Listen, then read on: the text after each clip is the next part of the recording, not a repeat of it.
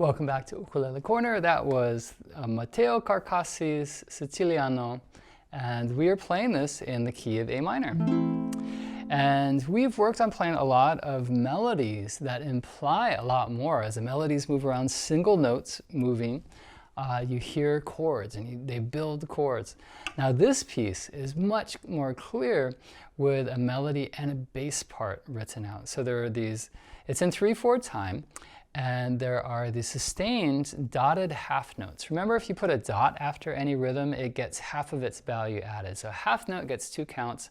A dot after it means 2 plus 1, that gives you 3 counts. And 3/4, that's the whole measure. 1, 2, 3, 1, 2, 3. There's this bass line that moves. It's A to D, it's A minor. Is going to move to D minor, is the harmony that's implied, then E, back to A minor. That's the basic rhythm of the harmony. It's really pretty. The 1 chord in a minor key goes to the 4 chord, D minor. 5 chord is E or E7, back to A minor. 1, 4, 5 in a minor key. A minor, D minor, E or E7. Both would work well. Now with that in your ear, you'll really hear the chords and that harmony going by, even though we're just playing a bass note sustained beneath the melody. The melody notes bring out that chord, and the bass note really does by playing what's called the root of the chord. A root is the note that names the chord. So when I play an A minor chord, I play an A as the lowest pitch. That's the root of the chord. Now there's a pickup on beat 3, 1, 2, 3. Then there's this rhythm in the melody. It's definitely a sequence. It's a dotted rhythm. 1, 2, and 3. 1. So the same idea, a dot after a quarter note is going to mean it gets 1 count of a quarter note and an 1/8 note, so a count and a half. So the next note is going to come in on the end of 2. 1, 2, and 3. 1, 2, and 3. That continues. You can try to just play the melody on its own. Once you can play the first half, the second half is the same except for the ending, just as an arpeggiation across the strings. And so we're going to run into many pieces like this where you're going to be playing a bass line or bass note sustained with a moving melody on top. Other times there's going to be moving bass lines and moving melody. And so it's great finger independence for the left hand to make this work. Certain fingers are going to stay in place while others move. It's always easy when there's an open string. When we get to the D minor chord, that note is just played open. But with the right hand, we also have to have the technique to be able to play 2 notes at once. The thumb playing the bass note, and either middle or index playing the higher string. So you might practice that. Let's say if I play the 3rd string and the high string, I'm just going to alternate. Thumb keeps playing the 3rd string. I'm alternating index and middle and the high string. Now I'm going to emulate that rhythm. 1, 2, and 3. 1, 2. You notice that the bass note comes in on each one. 1, 2, and 3. 1, 2. Thumb.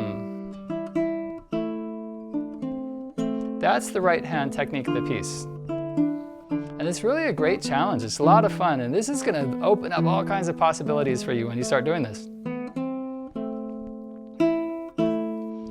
So once you practice the bass line on its own, just those nice dotted half notes, 3 counts, and the melody on its own with all those dotted quarter notes, followed by an 1/8 note, followed by a quarter. 1, 2, and 3. Then you'll start to get a sense of how to put it together. And in general, our second finger is going to play the fretted bass notes, the 2nd fret. While we move the 3rd finger on the 3rd fret note, we hit this note D a few times, and then the 1st finger is going to play either an F on the high string, a C on the 2nd, or even a G sharp on the 3rd. So we're going to move around quite a bit. And there's just one of those G sharps in measure 6.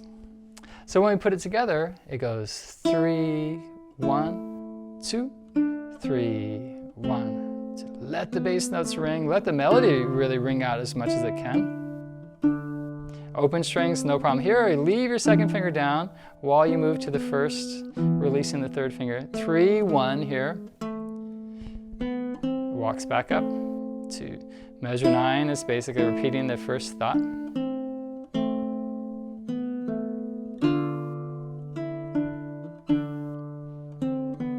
Measure 13. Now here I'm going to go thumb, middle, index, thumb. Perfect arpeggio practice. And descending arpeggio, you play the bass note, then you descend from a high note to a lower, then down. Middle, index, thumb. You want to practice that so you can get very agile moving through that. Thumb, middle, index, thumb, middle, index. Remember keeping the C shape with the right hand. Really feel the string before you play it. Listen to your sound. Try to get a nice, warm, rich sound. You can experiment with where you play. Bright or ponticello near the bridge. Normale, normal sound, right over the sound hole. I get closer, like a normal sound for me is closer to the fingerboard than over the fingerboard for tasto or dolce, a warm and sweet sound. Try moving your arm.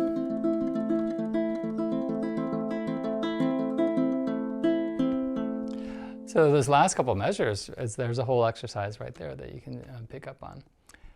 Now really break it down separately. That's a really good thing that you can learn from going through this piece that's going to help you as you learn other pieces, is learn the parts. Those up stem notes in the standard notation and in the tab, you'll see the up stem pointing up, that's the melody, the down stem note is your bass.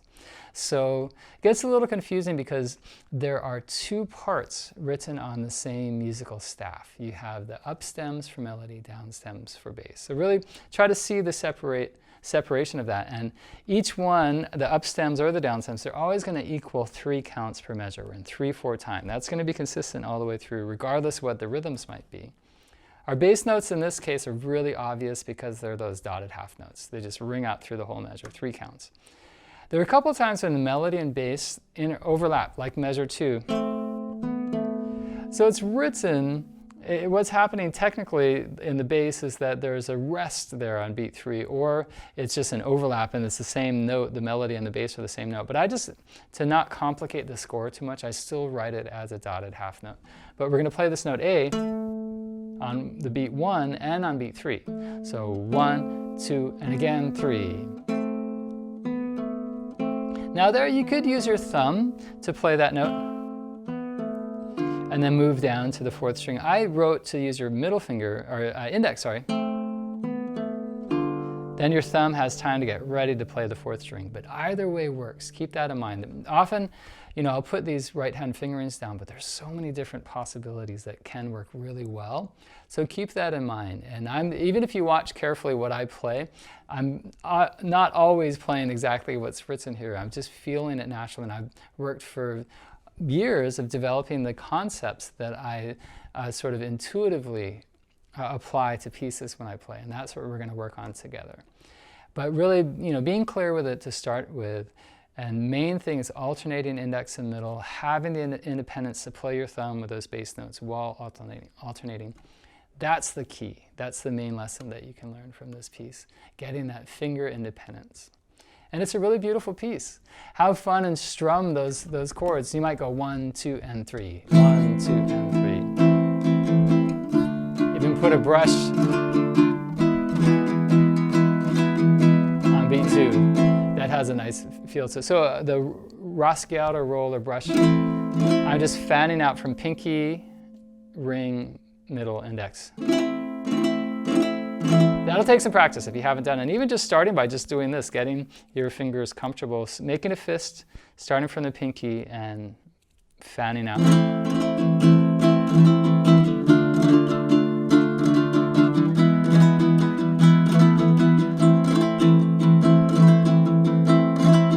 Puts a nice accent. 1, 2, 3, 1, 2, 3, 1. That suits the music really nicely.